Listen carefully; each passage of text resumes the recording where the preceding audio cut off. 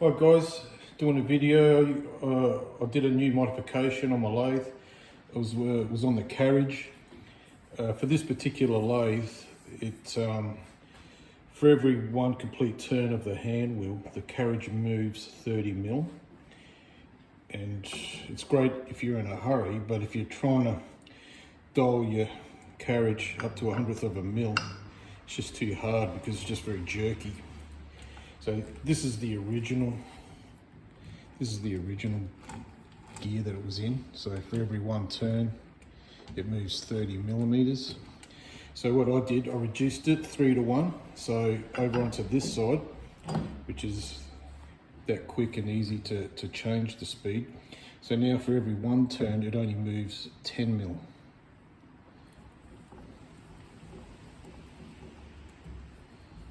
So if you want to dial your carriage into, up to 1/100th of a mil, it's a lot easier now. And it's that easy to change the gear. I've done it a while ago, I completed it a while ago, and 95% of the time it's left in the speed here. It feels a lot better. And like I said, it's a lot easier to dial in the carriage on a certain measurement. There's a little grub screw there, so you can clamp that on there if you want. And what I did, as you can see, it's a square drive, and there's a square drive in here, but the clamp works on the diagonal, so it just pushes it into two sides, so that way there's absolutely, when you clamp down on it, there's no slop on that at all. It locks in really nice, and being brass, it's not going to mar up the shaft. Still got a couple of little jobs to do this is the lid. The top doesn't do anything, but that's just the cover. It just sits on the top like that. And what I'm going to do, I'm going to put in some little magnets, so it would just stop any rattle if there's going to be any rattle or whatever, but it's just finish it off with some magnets. And another little job I've got to do, I'm just going to put another little solid brass bushing at the back of this shaft. I've got solid bushes on the front too. Just want to do a brass one up at the back here. So there are two little jobs that I'll do. I'll just show you now, now that it's with this modification, I'll reposition the camera and I'll just show you what I mean about trying to dial this thing in, to say like 1/100th of a millimeter. Okay, I'll be back in one sec, just reposition this camera. Okay, so I'm about to show you, this is the exact reason why I did this modification. So I've got it into the original speed of the carriage, and 0 is up around the top there. And I'll just show you, trying to dial this in up onto that 0. It's very jerky. I almost got to tap it into position like that. Okay, so that's trying to dial it in onto 1/100th of a millimeter. So what I'll do now, I'll go change it into the new gear, which has been reduced 3:1. I'll just show you how much easier that is now.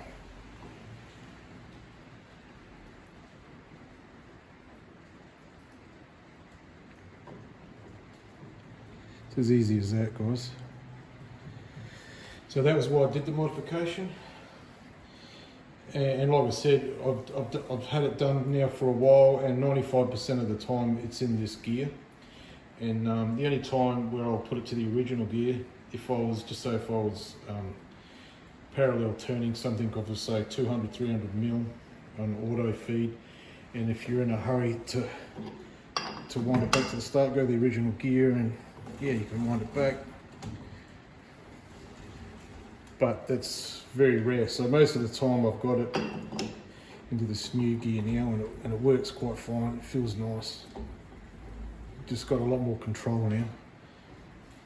So what I'll do for those guys that are interested, I'll pull apart and I'll show you exactly how I made this. So I'll just reposition this camera. Just before I start pulling it apart, I just thought I'd show you, give you a bird's eye view with this top cover taken off. You get to see the gears, how it's working there, how it's quite simple and it works well. So that's it there. Obviously you've got that middle gear in the middle purely just to keep it so it's all in the same direction. And that's it there, guys. I like the idea of doing the top cover, just to come on and off as easily as that. I could have made it more permanent with the cover and just put some oilers on top, but this way it's just 2 seconds, take it off, and I can directly feed some oil onto these gears and just do a quick visual inspection. But yeah, she works really nice, really happy with it. And then yeah, and the cover just goes back on like that. This here is the original dial that came from factory. Obviously it was up at back there. I thought I'd leave that on there because the increments are with a 1/2 mil. So if I'm doing something that doesn't need to be overly that accurate, I can still use the original dial.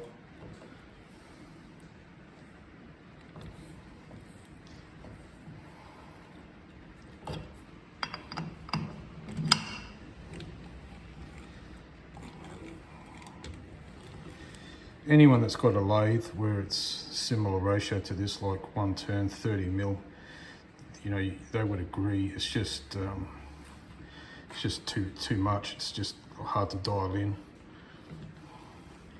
Some lathes that I've looked at are like 15 mil to 1 complete turn. Knowing that I was going to do this in a 2-speed, I went either side of that. So here, 1 complete turn is 10 mil, and back on the original is 30 mil. So anyway, I'll start pulling this apart and I'll just show you how I made it. So there's the lid. It's got the magnets in there. As you can see, they sit flush, slightly below. Just see what it feels like in position now. They haven't been glued in yet, but I just want to see what it feels like. Oh, yeah, that's great. That's done the job really good. And yeah, so like I said, easy to do a quick inspection and quick oiling of the gears now. So I actually like this system instead of having it permanently bolted down. Yeah, and those magnets working quite nice. So yeah, off camera I'll super glue those magnets in and I'll get back to pulling apart this 2-speed gearbox. It shows how I actually built it.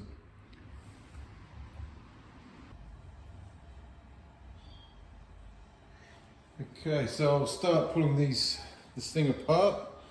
And first off is I've got these little bushes at the front here. And what they do is they just stop the bearings from pushing out. So that's all that is. And this one here stops the dial coming off.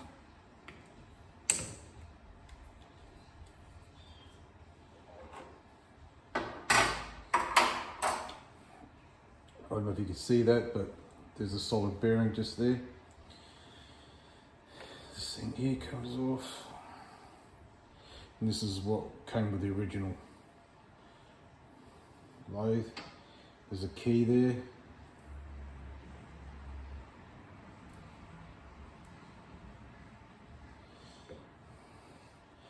So I'll just take this off. This here stops the bearing from coming out, and it also gives acts as a bit of a spacer, and I've still got to engrave an indicator there to line up, so you can use it to line up with these graduations. For now it's just a texture mark.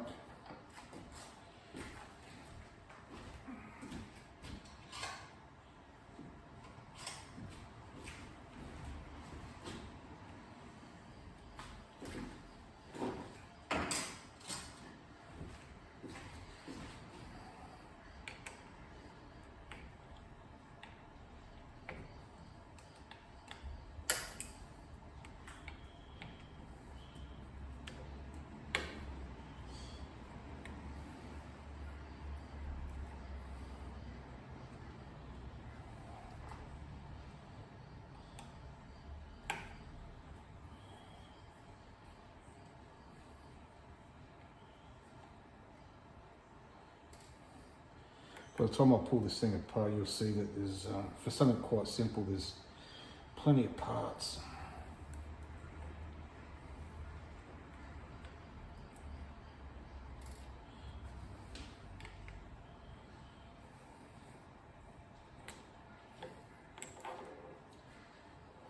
Okay, so that's come off.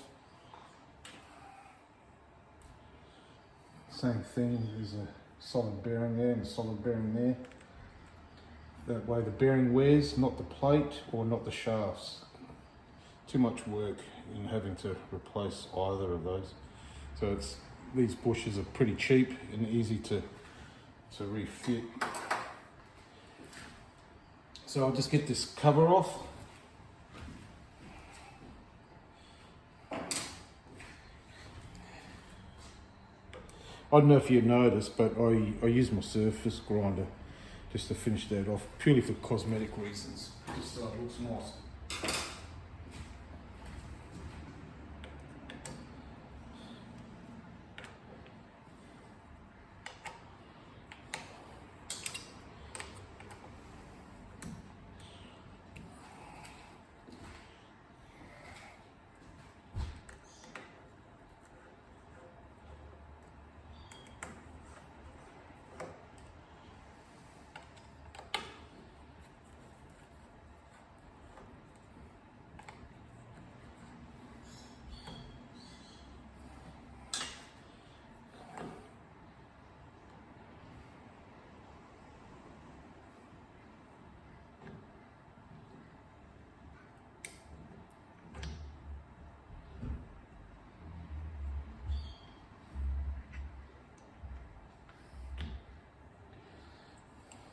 Couple of spaces there.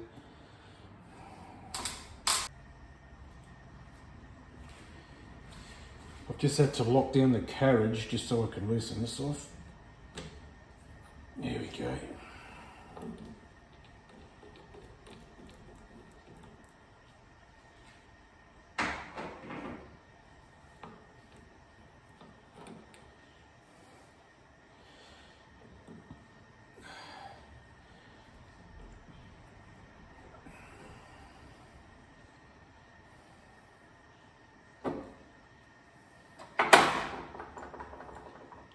A key there, I'll just take out to get this washer off.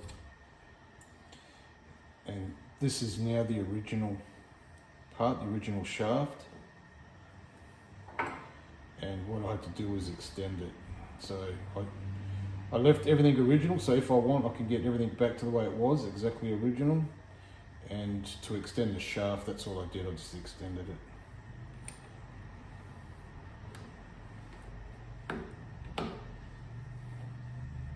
So, whenever I do a modification, I always try to get it so I can get it back to original if I want to. Because at the end of the day, it was prototype, I had to make sure that it all worked and everything. And it does, so I'll be leaving it like it is with the 2-speed gearbox. But if anyone wants to get back to original, they can. Okay.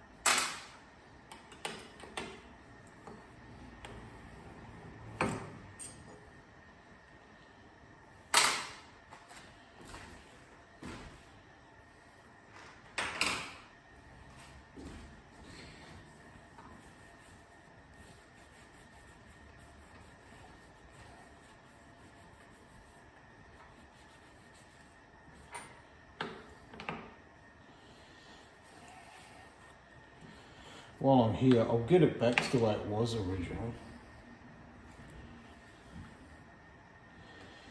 because I'm going to have to use the lathe to make the solid bushing. So I'll use it the way it was originally. So this piece goes there.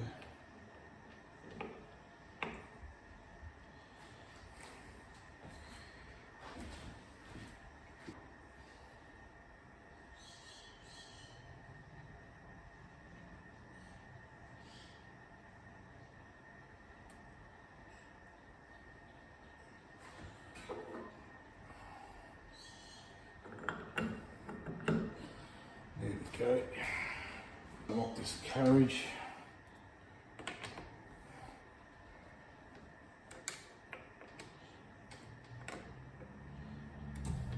And there we go, that's the way it was originally.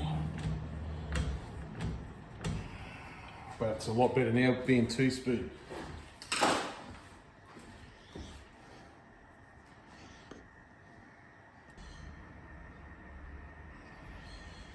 So just another angle for the way it was originally.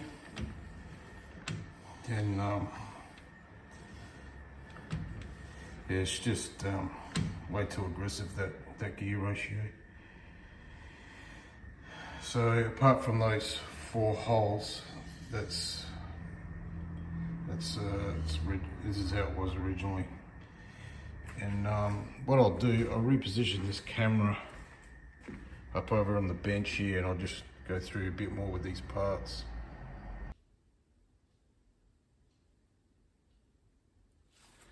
Okay guys, that's basically all the parts there. I'm not going to go into great detail on, on how designer made it. It's at the end of the day, it's fairly basic, it's fairly simple. It was a 3-to-1 ratio. So we've got a 60 tooth and a 20 tooth, which gives you the 3-to-1 ratio. This is the idler gear, and that's not critical. Could have been any size, right? All it does is it just determines on how far apart the 2 shafts will be, right? One thing I will say, when you do something like this using these gears, you can't have it so there's no play in them, because they'll end up binding up and you will wear them out and damage them. There needs to be a little bit of play. And with the application that I used here, it's low RPM and very little load on it. So all I did was I just I used paper. I measured it. It's 1/10 of a millimeter thick. So all I did was just put the paper in between these 2 gears, 3 gears, sorry, and push them in, engage them, and push them in as hard as I could. And then what I did, I just put some pins in there with a good slide fit, and I just measured the centers from center to center, center to center. And then what I did with the plates, when I drilled them, I had the plates stacked on top of each other, and they were clamped, and they were all drilled and brought out at the same time. So therefore I knew that they were all going to be completely in line. So that's just basically how I did the actually make it, and it's worked fine. Like when it's all put together, you saw me operating it, there's no binding, no nothing. It's just really smooth, works really good. The only thing I had to do with these gears, I bought these gears off eBay really cheap. They came from China, and I bought two 30 tooth, one at 60 tooth and one at 20 tooth. And I think it was something like $50 or $60 delivered to my door. That was really cheap. All I had to do was just bore them out to the right size and then put the keyways in them. And all I did, I just bought a couple of broaches. There's a 5mm broach and a 3mm broach for these smaller ones. And it was the cheapest way of doing it, because those kits are expensive, and all I had to do was just make these bushes. So I made this one for the 5mm, and then this one here for the 3mm. So that's how I did the gears. So all I'm doing now to finish off this job, earlier when I was telling you about the bushes, that the solid bearings that I was using, it's these here. They call them glazier bearings, and they're good for low RPM, high load. Not that there's any high load on this, but it's definitely low RPM. And the only reason why I wanted to use them is because when you got these shafts, and they're going to be doing, and you use your carriage a lot with all the turning with metal to metal. I wouldn't want to, years down the track, I wouldn't want to have to make another one of these shafts, because there's a lot of work, a lot of features in that. Like there's a little keyway, and then you've got the square drive on it, and then, or if this plate was to wear out, that'd be a nightmare having to make another one of these, because having to be, it's very critical on the spacings and everything. So it's easy just to use these bushes. And I'll just show you with the bush. This one here slides on there, and this one in particular slides in here, and whoops, and it's just a good sliding fit with no play. There's no play in it, and the idea is that bearing will wear, not the metal components. So I've got that there, and then here's the other bearing for the front, which slides down onto there, and that goes into this hole here, right? This gear in the center didn't need to be keyed, to be quite honest with you, but that just turns on its shaft, right? And the idler gear in the middle. So this shaft won't turn, but just the gear will turn on the actual shaft. So if either one of those wear, that's easy enough to replace, cheap enough to replace. So for me to finish off this job,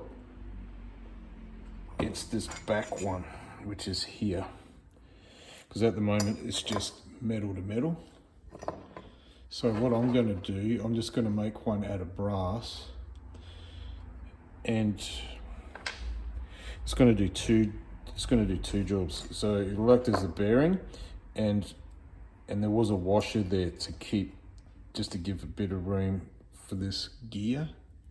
So that's all, I'm going to incorporate that into the bush, into the bearing.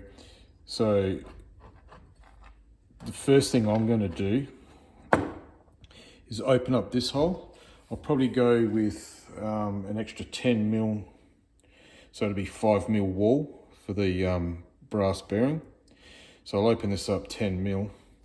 The reason why I'll open up this first and then make the bearing, because it's just easier to make the internal dimension, because it's going to be a press fit, interference fit, so it's going to very accurate fit. So I just rather make the internal diameter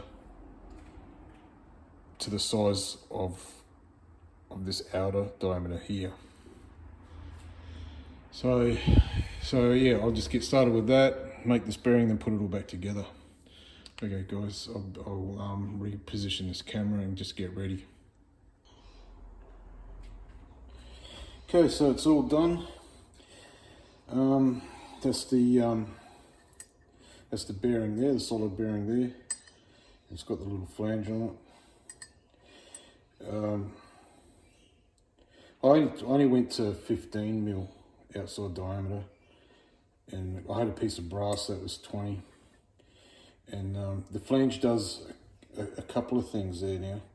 So it's just a slide fit that goes in like that.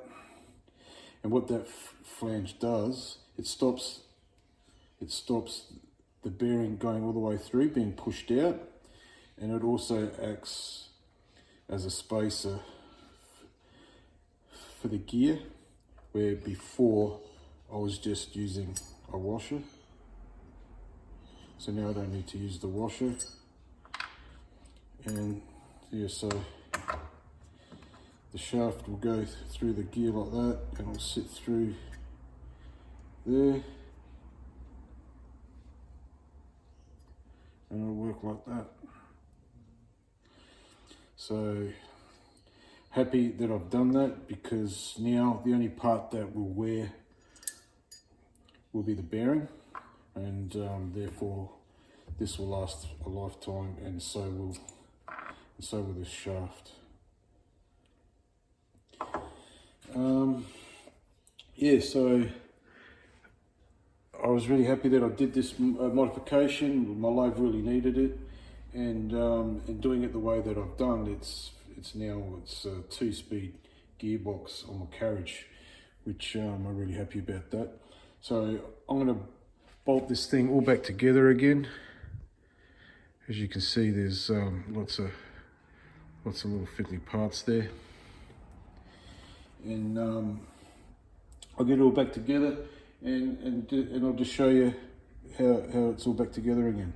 All right, see you soon.